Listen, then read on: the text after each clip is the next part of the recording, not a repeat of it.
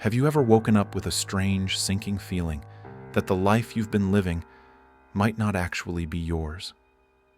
That every choice you've made, every belief you cling to, even the desires that seem to drive you, may not have come from the deepest part of you, but were instead shaped by invisible forces, the expectations of others, the noise of society, your upbringing, or fears you never asked for.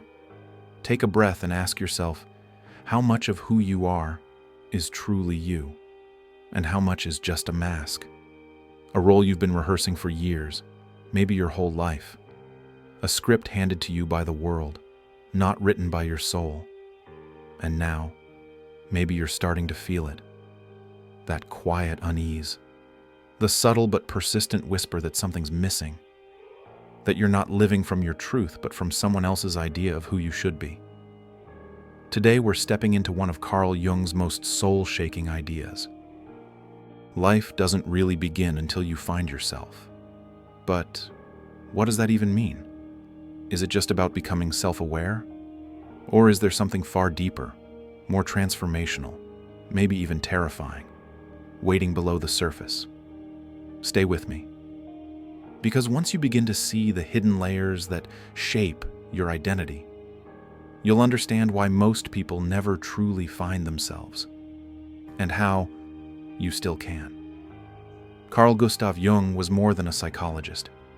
He was a guide into the depths of the human spirit. While others focused on helping people fit in to society, Jung went the other way. He believed real healing comes from individuation, the journey toward becoming your truest, most authentic self. But here's the uncomfortable truth. Most people never take that journey. They live behind a carefully constructed identity shaped by external expectations, fears, and unconscious beliefs.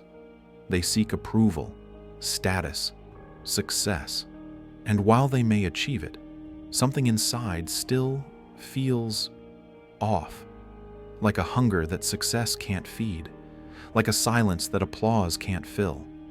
Jung believed that true life begins not when we chase who we think we should be, but when we stop running from who we truly are.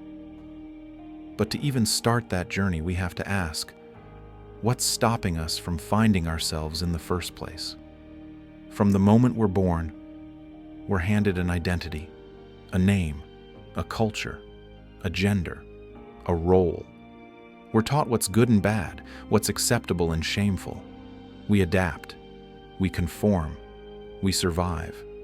But in the process, we begin to suppress parts of ourselves, the wild parts, the tender parts, the strange and beautiful things that don't quite fit. Remember when you were a kid? Maybe you expressed yourself freely until someone told you to be realistic, stop being dramatic, man up, or be a good girl. So you hid those parts. You tucked them away. And you began to build a mask, what Jung called the persona. The persona is the face you show the world. It helps you function, blend in, be accepted. But the more you become it, the more you forget there's anything underneath. And that brings us to the shadow. The parts of you that don't fit the mask. Everything you've denied, buried, or rejected. Your fears, your impulses, your pain, and your power. Here's the thing. The shadow doesn't go away just because you ignore it. It moves underground. It starts to influence your decisions, your reactions, your relationships, without you even knowing. Ever dislike someone intensely? Without a clear reason? Ever feel triggered by something small but it hits like a freight train? Jung would say, what you see in others may actually be what you've hidden in yourself. The shadow shows up through projection, when we cast what we've rejected about ourselves onto other people. But what if the shadow isn't something to fear, but something to integrate? Jung's insight was this: psychological growth isn't about erasing the shadow, it's about embracing it. Because in the depths of the parts you've avoided, live your most hidden strengths. This is the beginning of true transformation. And here's the plot twist most people never expect. The self you think you are is only the surface.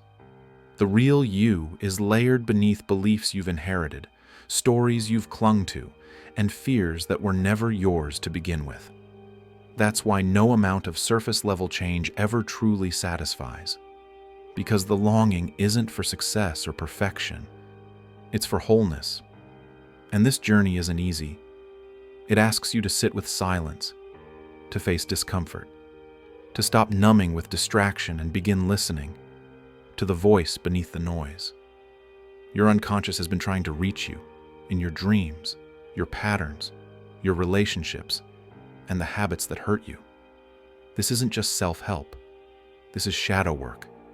This is soul retrieval. Jung believed we're all shaped by universal patterns, ancient psychological blueprints that live in our collective unconscious. You've seen them in every myth, every movie, every dream. The hero, the shadow, the child, the sage. These aren't just characters. They're parts of you. The hero is the part of you that seeks purpose. The shadow, the part you fear. But to grow, the hero must face the shadow, just like you must face what you've been running from. Another archetype, the anima and animus. The feminine energy within a man, the masculine energy within a woman. We all carry both, and when out of balance, we feel fragmented. But when we integrate both energies, we step into wholeness. That's the point of individuation, not to become someone new, but to become all of who you are. The light and the dark, the known and the hidden, the self you show, and the self you've forgotten. But here's the most radical truth of all. The you believe yourself to be might be an illusion. Most people think they are a fixed identity. I'm this. I'm not that. But Jung and many ancient traditions knew better. The ego is a storyteller. It builds labels, walls, borders. But beyond the ego is the self, the infinite, evolving, interconnected being you truly are. And when you realize that, when you stop clinging to who you think you are, you begin to remember who you've always been. So here's the invitation. Will you keep living as a fragment, bound by old fears, masks, and roles?